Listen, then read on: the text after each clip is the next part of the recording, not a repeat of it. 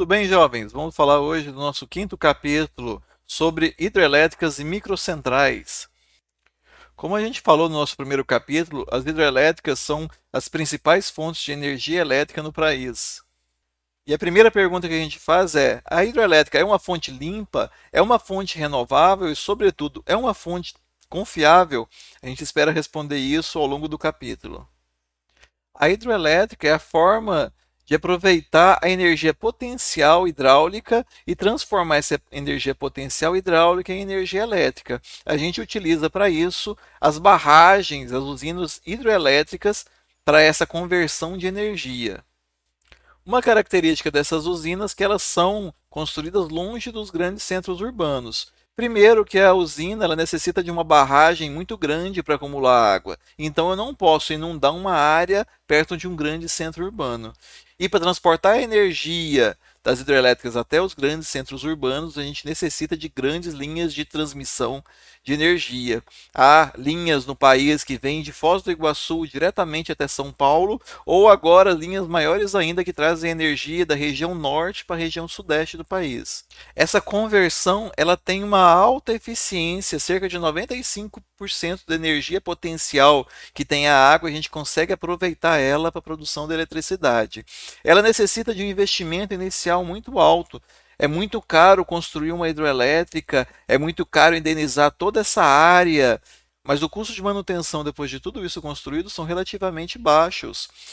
E principalmente o combustível que é utilizado nessas usinas é praticamente de graça, que é a água que está circulando no leito de um rio. Mais de 60% da energia elétrica tem origem de hidrelétricas no nosso país. Essa concentração era maior ainda alguns anos atrás e o país tenta diversificar a matriz energética utilizando outras fontes de energia, tais como a eólica, a biomassa, o gás natural, o carvão e a energia solar fotovoltaica. E essa diversificação ela é muito importante. Mundialmente, alguns países são privilegiados para a produção de energia hidrelétrica, dentre eles o Brasil, os Estados Unidos, o Canadá, a Rússia, a China. A maior hidrelétrica do mundo fica atualmente na China. E uma grande vantagem que o Brasil tem em relação aos países mais ao norte, como Rússia e Canadá, é que a água não congela no país. Então a gente consegue usar a água o ano inteiro para a produção de hidroeletricidade. Vamos entender um pouco da hidrografia do Brasil, vamos rever um pouco de geografia. A gente tem 8 grandes bacias, sendo as principais o do Rio Amazonas, o do Rio Tocantins, do Atlântico Norte, do Rio São Francisco, do Atlântico Leste, do Rio Paraná, que é a maior produtora de eletricidade, a do Uruguai e do Atlântico Sul, onde está situada a nossa região. O Atlântico Sul basicamente é o Rio Paraíba que corta a nossa região.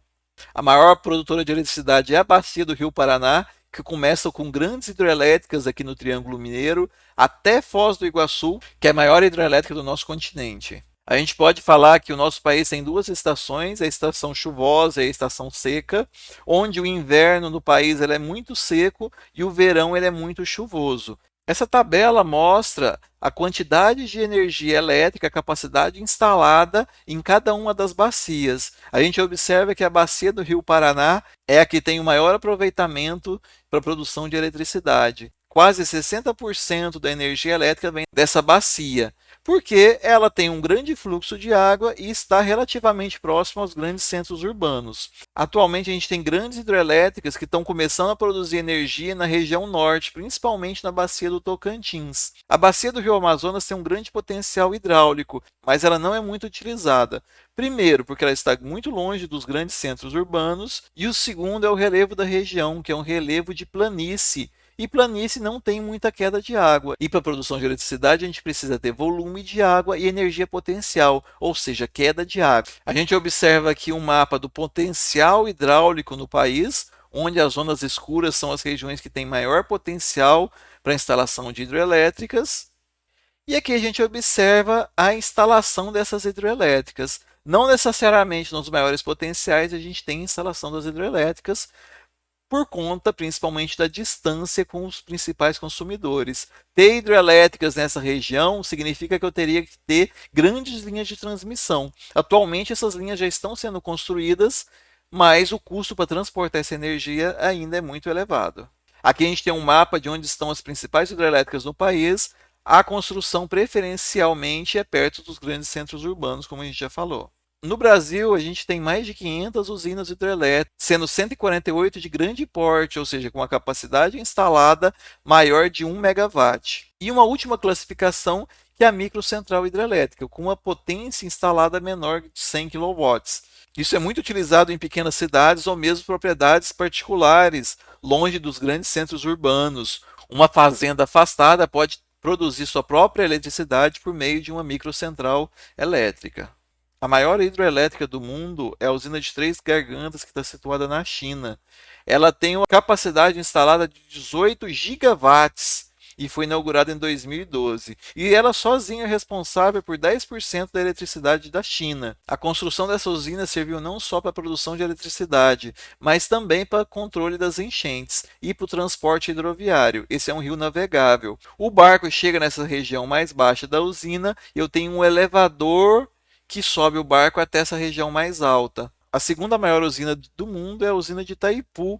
Ela é uma usina bisnacional. Por estar construída na divisa entre o Brasil e o Paraguai, 50% da usina é do Brasil e 50% é do Paraguai. O Paraguai não consome esse 50% da energia que é entregue a ele, então ele revende parte desse excedente para o Brasil. Um problema que eu tenho nessa situação é que a frequência do Brasil é 60 Hz e do Paraguai é 50 Hz. Então essa energia em 50 Hz ela é retificada e transportada em corrente contínua até a região de São Paulo. E hoje, quase 20% da energia elétrica no Brasil tem origem da usina de Foz do Iguaçu. A terceira maior usina hidrelétrica do mundo é a usina de Belo Monte, que foi construída no estado do Pará. Ela foi inaugurada em 2016. O Brasil também tem a quinta maior usina hidrelétrica, que é de Tucuruí 1 e 2, com uma capacidade de 8,3 GB instalada. Aqui a gente pode ver a fotografia de Três Gargantas na China, Foz do Iguaçu, que é gigantesca também.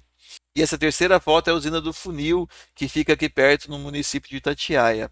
Ela tem uma capacidade instalada de 216 megawatts. A eletricidade produzida por hidrelétricas tem uma baixa emissão de CO2 se comparado à queima de fontes primárias de energia, tais como carvão, gás natural ou mesmo petróleo. Um dos problemas que a gente tem com a hidroeletricidade é que durante a estação chuvosa as barragens enchem, mas durante a estação de seca essas barragens tendem a perder água, diminuir o volume de água. Isso vai fazer a produção de eletricidade reduzir e é preciso esperar mais 6, 7 meses para a chuva voltar e essa barragem começar a encher de novo. O sistema elétrico consegue aguentar 1 ano ou 2 anos de escassez de chuva, mas se a chuva diminuir por 3, 4 anos, a gente pode ter o apagão. Para evitar esse tipo de problema, o governo investiu bastante em outros tipos de usina, tais como as termoelétricas movidas a gás natural. Elas são importantes porque, durante o período de estiagem, elas são ligadas para evitar que essas barragens fiquem muito secas. Investindo também em outras fontes de energia renováveis, como a eólica e a solar, a gente também reduz o problema, principalmente de estiagem no país. E como a gente fala, não podemos colocar todos os ovos na mesma cesta, e é isso que o país procura com essa diversificação. Em relação aos danos ambientais, os reservatórios são muito grandes e acabam alagando uma área que normalmente tinha uma vegetação nativa que retinha CO2. Então a usina tem que fazer uma mitigação desse impacto ambiental que a barragem tem. Outro impacto em relação à fauna é em relação aos peixes que param de subir o rio. E um peixe que é de correnteza também não consegue viver bem em uma barragem. Então todos esses impactos ambientais têm que ser mitigados. As empresas geradoras de energia têm que reduzir esses impactos. Além disso, existe o risco pequeno, mas ele existe, de rompimento desse tipo de barragem de hidrelétrica. Não é o mesmo tipo de tecnologia que as barragens de minério que a gente viu rompendo no país. As barragens de hidrelétricas, apesar da construção ser feita principalmente por terra, são bem seguras. A gente só tem um caso na Índia, onde 2.500 pessoas foram afetadas.